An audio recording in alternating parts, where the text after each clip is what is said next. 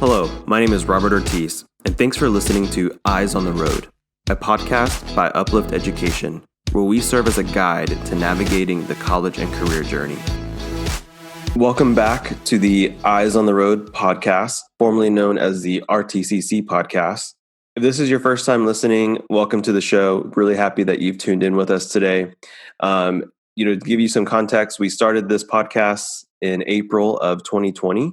And so at that time, we were all experiencing significant changes due to COVID-19. And really, this was a way to stay connected with our families at Uplift Education. And so because of the engagement and because of so many people tuning in, we decided to keep this going for the new year. Before we start school for 2021, we wanted to have a couple of summer bonus episodes that we thought couldn't wait until we returned to school in the fall.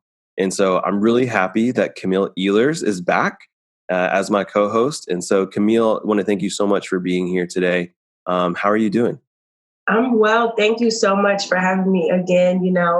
I am such a supporter of the podcast. I'm so excited for the rebrand.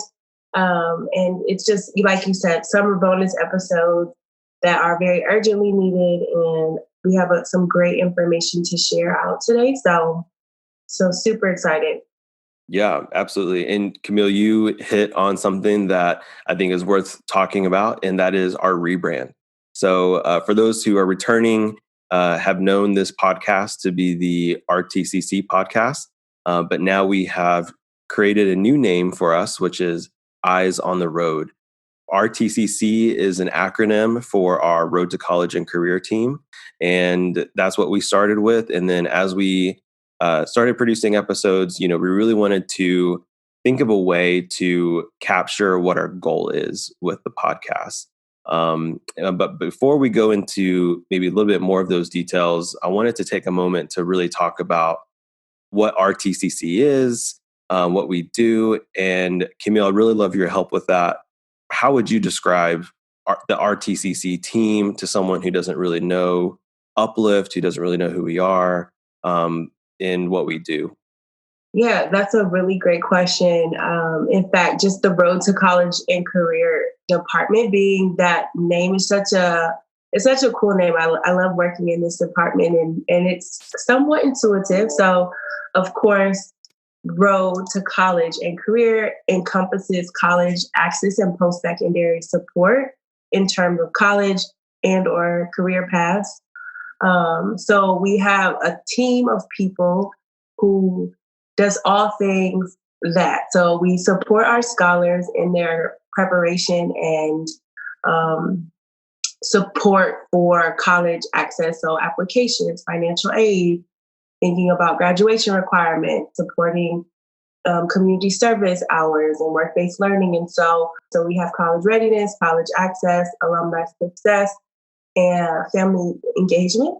And then my department, which is career development. And so we have different angles of support for our scholars. And as they become alum, we even extend that support to them. Yeah, absolutely. So with that, thinking about the purpose of this podcast, we want to help families see the road ahead, right? Which is this college and career journey, and to understand where they're going. But even more than that, to be confident with where the road is taking them and what the final destination is. And so, which is how we came up with Eyes on the Road. I think of it as like a Google Maps app or whatever navigation app people use, where you put in the destination, you hit preview route, and it gives you the map of where you're going, of every turn, every loop, what the speed limit is, how fast you got to go, how slow you got to go, things to be mindful of. And if you're, and for some of them, even gives you kind of like the warnings, right? Like, here at this place, there's going to be a cop, so you might want to, watch out. Or, hey, here's an accident, you're going to have a detour. And so, I relate that very much to the college and career journey, where, it's important to have a destination. It's important to know where you're going. And it's even important to know where you have to take a detour, or maybe where you do have to slow down, or where you do have to be cautious and pay a little bit closer attention. And so We know that this is the case, and we want to play a part in bringing clarity to this process, which encourages our families to keep their eyes on the road, especially as they navigate the college and career journey. As we go into the new year, we know it's going to look different, just with the circumstances that we're living through. But despite that, we remain committed to connecting with our families and ensuring that they have the information necessary and being prepared for this journey. Yeah, I think what you mentioned about having this preview ahead and knowing where there might be some kinks in the road or obstacles, and just having someone that gives you that wisdom or gives you that advice and helps, it's super important. It's so important, just having access to this information, being able to help our scholars and alum get ahead, get a couple steps ahead, get a foot ahead, get a mile ahead, whatever that looks like on your map. And not take for granted that although things might look different next year, we still can do our best to stay ahead and still be able to reach back and be able to support in real time, but also knowing and anticipating things that we don't necessarily know what to expect. So, yeah, absolutely. Cool. So we wanted to make sure that we had that time to share with you new name, the reason why, but also to give details that today's show is a summer bonus that we're super excited to share with you today. So Camille, what do we have in store for today's show? Today, I'm really excited to introduce Elizabeth Caudill. She works with the Dallas Regional Chamber, and I met Elizabeth a few months ago. In our work, we work very closely with supporting alumni access jobs and internships and opportunities post-graduation. And so Elizabeth has some extremely important insight into what the workforce will look like and does look like in the Dallas region. But she also has very key information that will help employers think about what talent exists in DFW. So really excited to hear from her and hear about what the work her organization or what the Dallas Regional Chamber is working on to ensure that our economy continues to grow and that the future of our economy continues to be a fruitful place for our future generation. Yep. And Elizabeth Caudill McClain currently serves as the Managing Director of Higher Education and Workforce with the Dallas Regional Chamber. We're super excited to have her on the show. Elizabeth, thank you for being here and welcome. So excited to be here. Thanks for having me. So I'll just jump right in. And Elizabeth, can you just begin by sharing a little bit more about your background with the audience and your role at the Dallas Regional Chamber? Absolutely. So as you all have heard, my name is Elizabeth, and I work at the Dallas Regional Chamber, which is a chamber of commerce. And our number one goal and mission as an organization, and has been for 100 years, is economic development. So how can we make sure that Dallas is the best place to live, work, and do business for all people and for all businesses? So like I said, I've been working there for 6 years in the education and workforce department.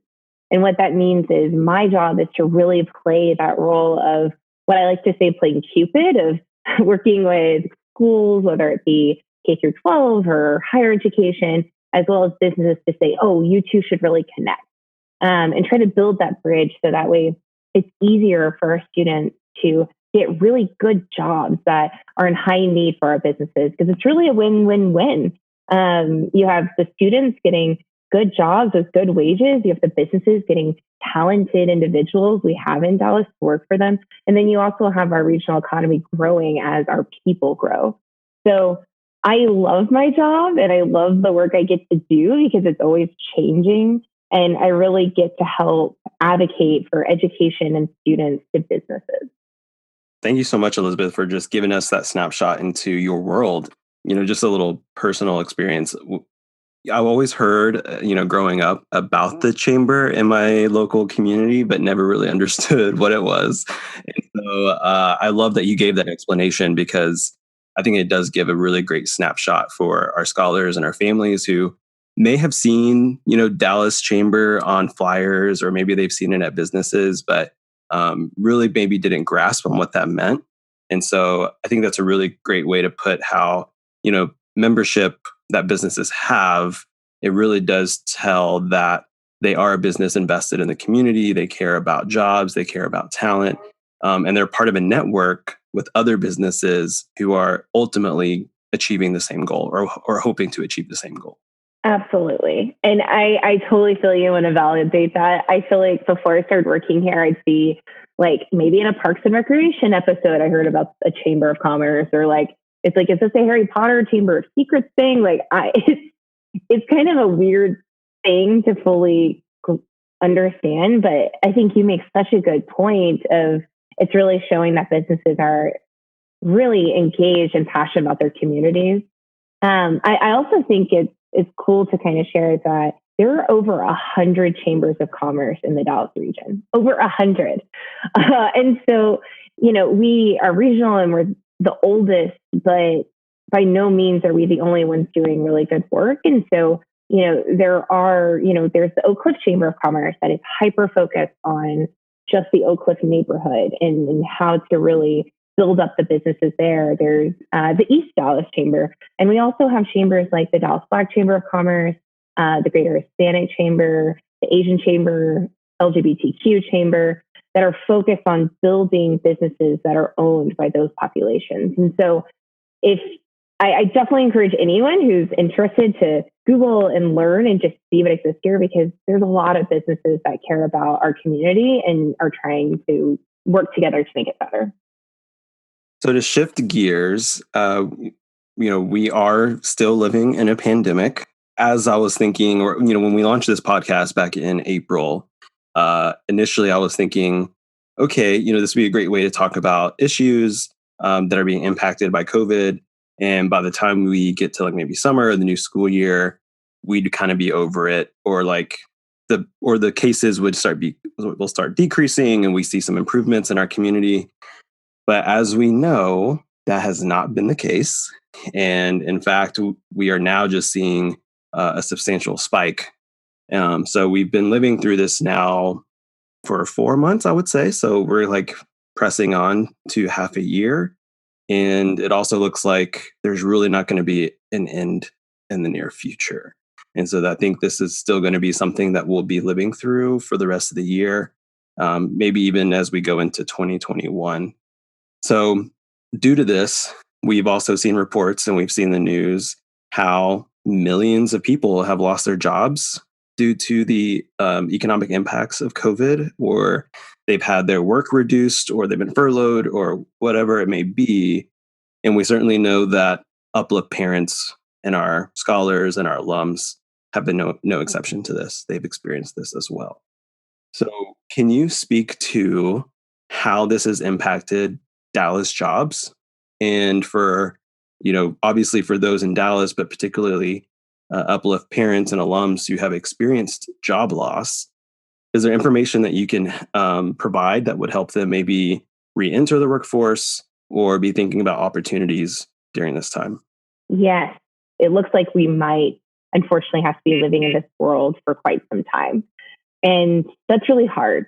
And no one has had to do this before. People are out of work.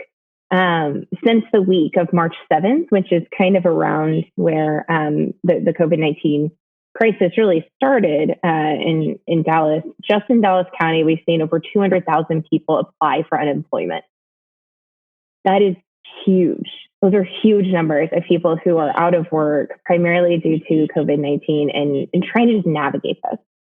So the Dallas Regional Chamber, as we started to see this trend happening, we wanted to create a resource for people where if you've lost your job or if you're on unemployment or furloughed, where you can find resources to help. And those resources can be a number of different things. Number one is just, how do I even apply for unemployment insurance? It's an incredibly complex system, and it can be really hard to navigate. And so we created a list of resources as well as a graphic that is shareable on social media of just step-by-step, what do you need? How do you apply? How can you do it online? What does this look like? And we're constantly updating our resources based on the Texas Workforce Commission's updates of what's going on. And so that's kind of the first step. The second step was, okay, if someone needs a job right now, how can we help them find this job right now? And so we created a website that is based with our Say Yes to Dallas website. And you can find all of these resources either on www.dallaschamber.org or www.sayyestodallas.com. And this website is specifically focused on displaced workers for COVID-19.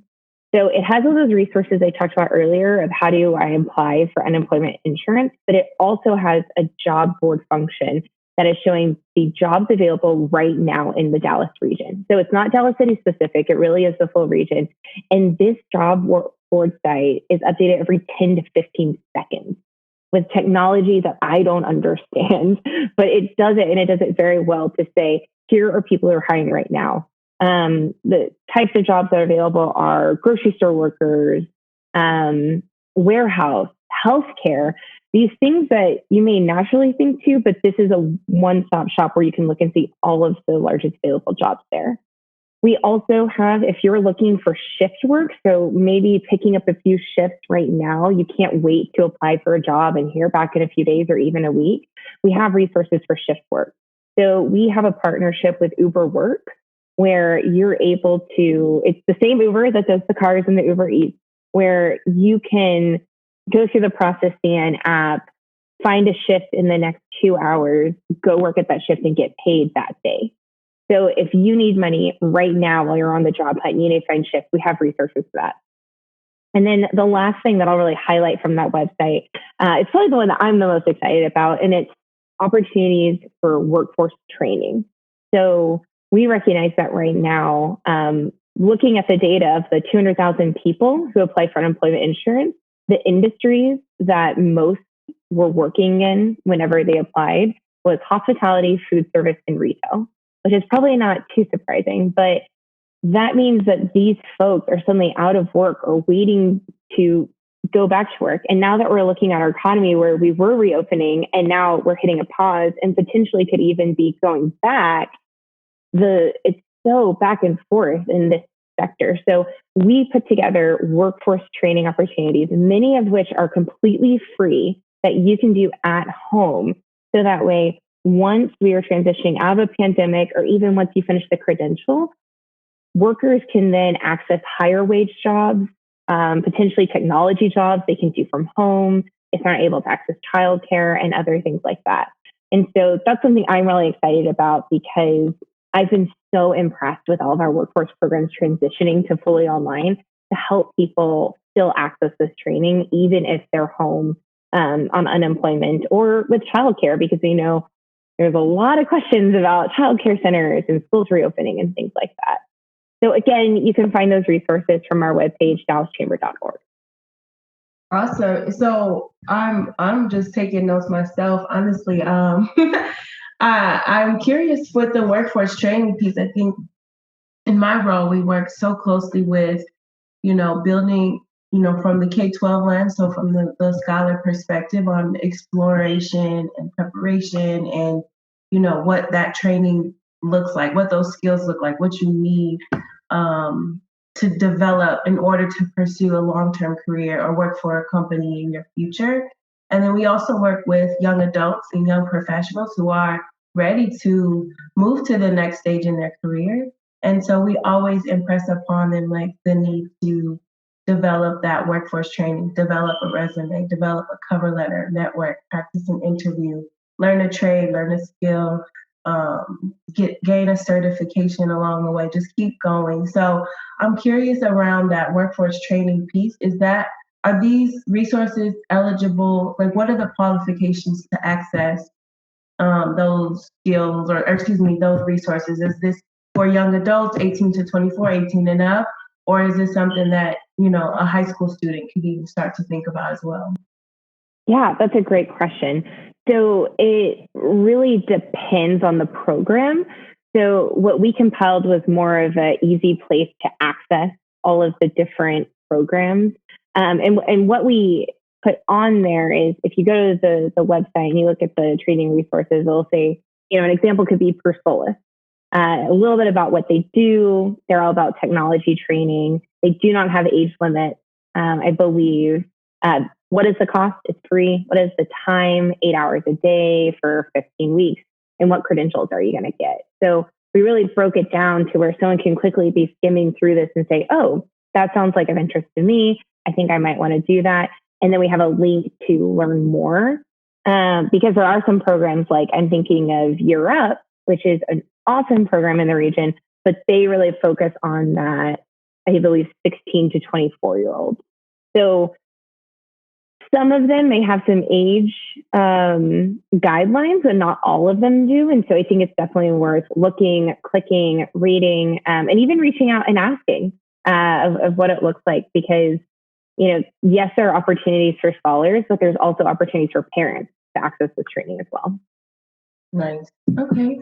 Well, just in thinking, on the same lens of a student perspective and thinking about how the how COVID-19, the spread of COVID-19 and the pandemic affects the economy for young adults and college students.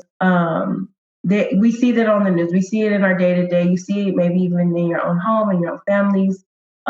Businesses laying off thousands of people. As you mentioned, unemployment rising, essential workers becoming more of a demand job.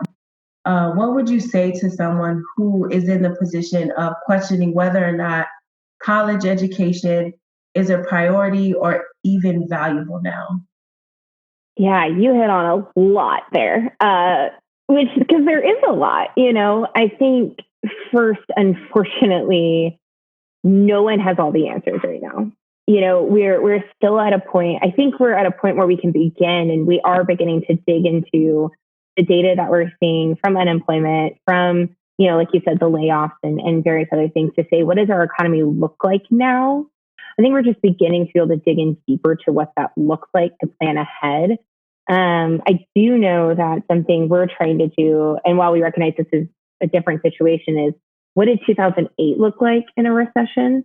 And just better understanding what was the impact that happened there and what did Texas or Dallas do to bounce back from that, to kind of lessons learned from there as we're starting to better understand how COVID has impacted. And my heart goes out to our students who are graduating or seniors or trying to figure out that next step, because unfortunately, like I said, no one knows.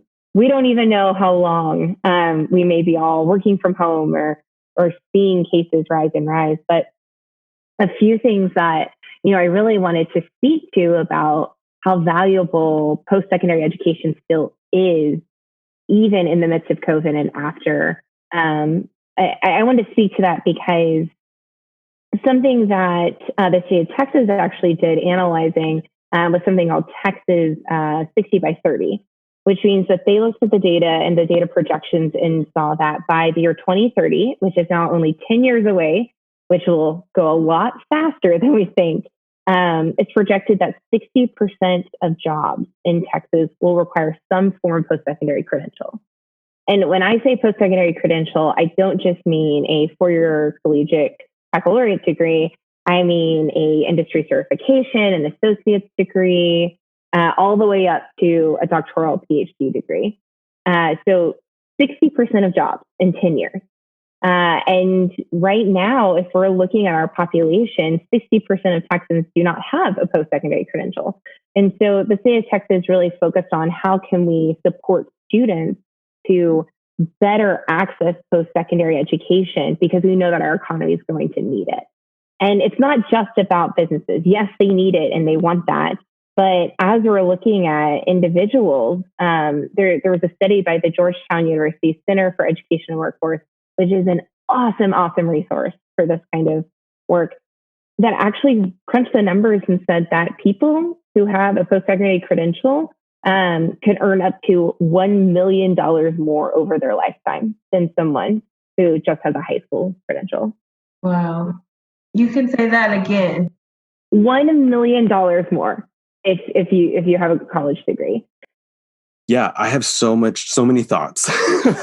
And so, but I think also to your point of, what can we look to that can give us some information? And so looking to the last recession of 2008, And, I think we know that, secondary education, post-secondary education was needed when we think about maybe jobs weren't lost and that are still intact in a virtual environment. It'd be very fascinating to see how many of those jobs required a, a post-secondary education, whether that was an industry certification or associate's degree, bachelor's degree, master's degree, you name it. And so what were those jobs that are still secure due to the fact there was a college education tied to them? I was just going to say that's a great thought. And I think that it's, just kind of thinking about looking at the unemployment insurance, which is a really good, I think, the best data we have right now of what industries are applying, meaning they've lost their job. Like I said, it's the restaurant service, the hospitality, and retail. And those are the areas that those kind of frontline workers where you don't always have to have a post-secondary credential to do those jobs. And so I think that is telling to where we're at. By no means am I saying if, you have a master's degree, you're safe, because we're seeing it across the board. But I think it is disproportionately more so of those frontline workers that are unfortunately having to apply for unemployment. Right. Yeah, definitely. It's very fascinating. And thank you so much for bringing up 60/30. I know within the education space, we know about that and it's been around for quite some time. But I think that's very valuable for our families to know. It's a reflection of our economy and where it's going and what jobs are going to look like. And so, 60% of Texas jobs will require a post-secondary something. That's very enlightening. And even for you to highlight that 60% of Texans don't have that credential right now. So that's just something that I think is very fascinating. And if anything, for scholars or alums or even parents who may be second guessing, hey, should I be going to college right now? Like, should it even be a thought? Like, so many people have said this is going to be the reality come 2030. Why should I delay my education? And seeing this as an opportunity to just take that step forward of earning that education, even though it's so hard to see where the value is going to come into later, but trusting that it will. Yeah. Well, and I recognize what a difficult decision that is, because if you need money, you need it now, yesterday, And so as I was preparing for this, I kind of was digging a little bit deeper and found, again, that community college and certificate programs, so if we're talking about a 2 years or industry certificate, have the highest return on investment in the short term. So if we're working with students who are saying, I really need to work now and it needs to be a good wage, then that's the way to go for the short term. It's the highest return on investment. But if you're looking for the long-term return on investment, it's the colleges that primarily award 4-year degrees.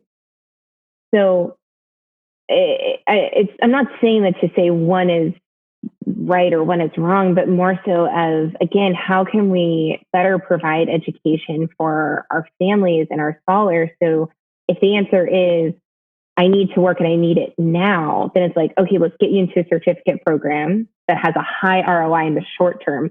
And then let's make sure that you have stepping stones and a career ladder to continue to upskill or to learn new things to get you to that for your degree for the long term. Yeah, absolutely. Like, spot on. So shifting gears, but are there some things that maybe you can inform us about as it relates to a future workforce? What are some things that parents and scholars need to know? I know you've mentioned some great things already, but are there other things that you think are relevant to this conversation?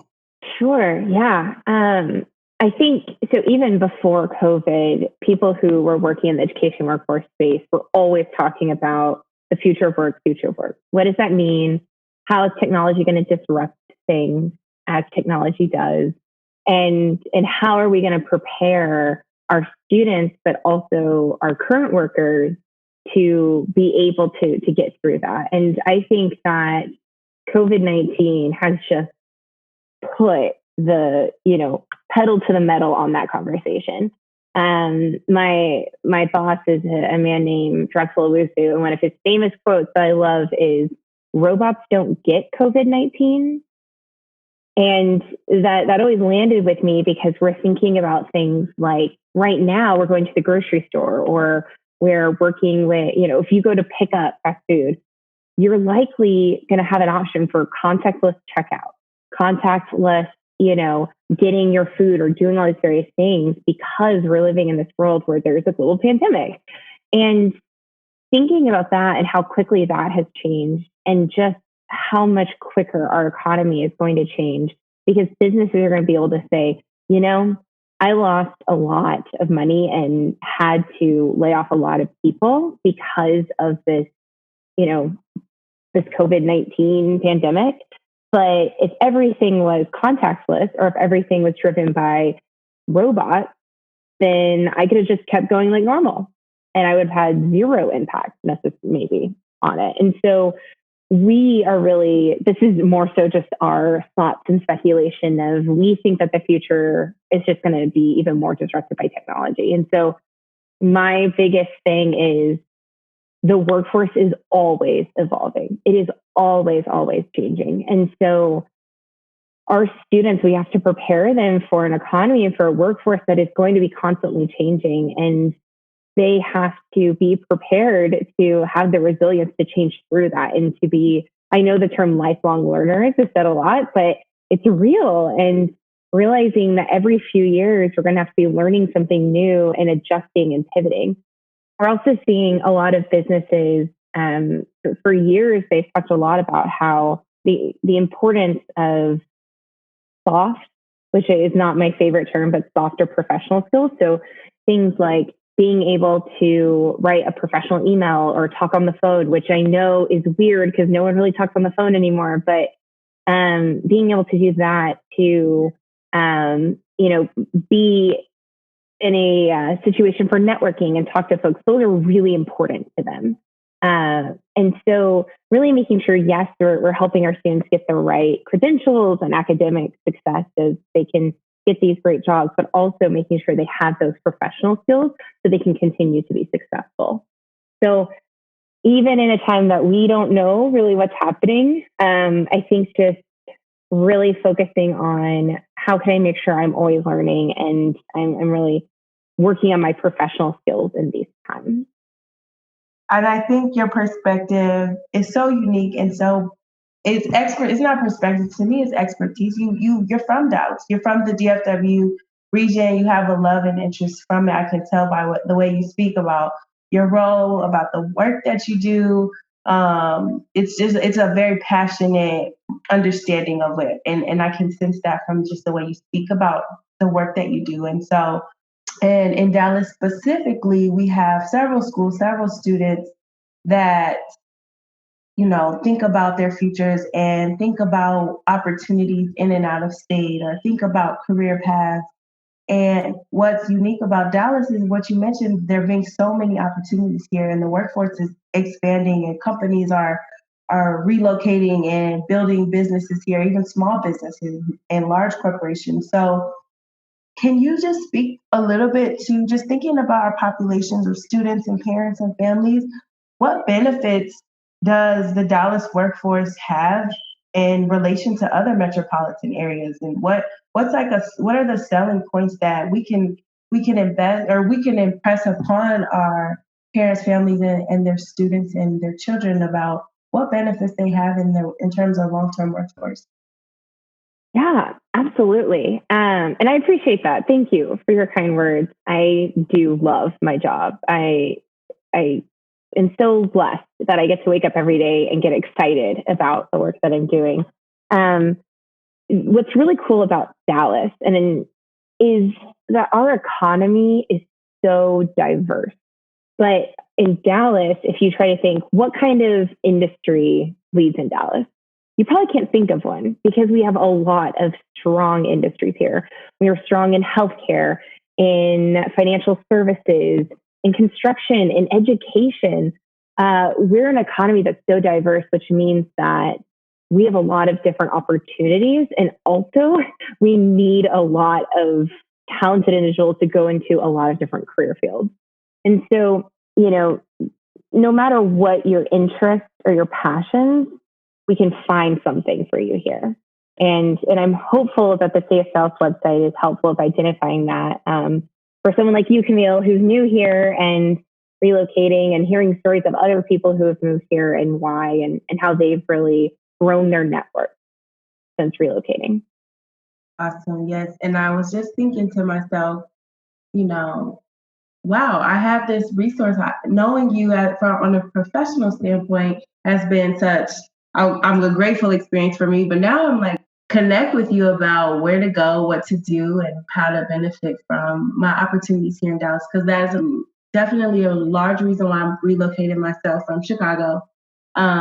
It's just, the cost of living, the opportunities for growth, the space, just having, a different quality of life. And I think our students and their families and their extended families even, sometimes you sit on a pot of gold and don't even realize it. And so knowing that these resources exist and the Say Yes to Dallas website is something that can be accessed in the immediate and see where they find themselves growing here is an amazing thing.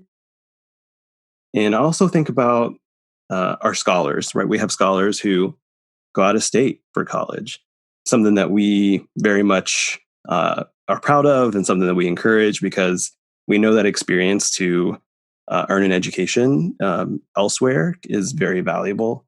But also, I think, what also happens are that it's hard for families to let go, right? It's hard for mom and dad to send their kid off to a different state, especially for the next 4 years and not know the area and not know who they're going to be living with in the dorms. And there's just so much uncertainty that comes with that. That process can be very nerve-wracking. And so I think even for those families who make those decisions, to know and understand that there's an opportunity for their scholar to come back once they're done with their degree and contribute to the workforce in Dallas and have many opportunities to be successful, to earn a very desirable wage, but also to have opportunity to develop in their career, to explore options, and to basically come back and support their community. Yeah, absolutely. I mean, we as, and I as someone working in the Dallas community and supporting businesses, we want that talent to come back. We want our, best and brightest, who are from here, who may go out of state or even just go to college in the region to stay here and work here. And that's a big part of my job of what I'm trying to do is to make sure that our students in Dallas have access to these opportunities because there's so many. I appreciate you making that point because I was a boomerang who was from here and then left and came back. And I would love to have more boomerangs coming back to really live and work and be in Dallas. I would like to wrap up the conversation and if you could share any last thoughts you have. I know we've discussed a ton today and it's been informative, engaging, and all of the above. And so if you have any final thoughts or just want to say any other plugs, please feel free to drop those now. Sure. Well, again, thank you so much for inviting me and allowing me to speak about this today and to reach your scholars and parents and alum and the entire Uplift community. I really appreciate it. And, I know that's something that I'm laser focused on is how can we make sure that we're just communicating as much as possible with our education partners so that students and families have the best outcome. So I think this is a good example of having those conversations. And I'm just so excited to continue the partnership with both of you and Uplift generally of how can we best work together to make Dallas truly the best place to live, work, and do business for every single citizen. So thank you. Absolutely. Elizabeth, thank you so much for being on today's podcast. To echo Camille's comments earlier, so grateful to have you in this role with the Dallas Regional Chamber, bring companies together to make our city better and to extend that opportunity to those who are deserving of it. And that includes our Uplift Scholars. And so, again, thank you for your time and wish you well. Y'all too. Thank you. Hey, thanks for listening to today's show. You may find the information we discussed on the description page of this episode. If you have a question or would like more information about what we discussed, please email us at rtcc@uplifteducation.org. Also, don't forget to subscribe to the Eyes on the Road podcast wherever you listen so that you don't miss our next episode. And until then, be well and shine through.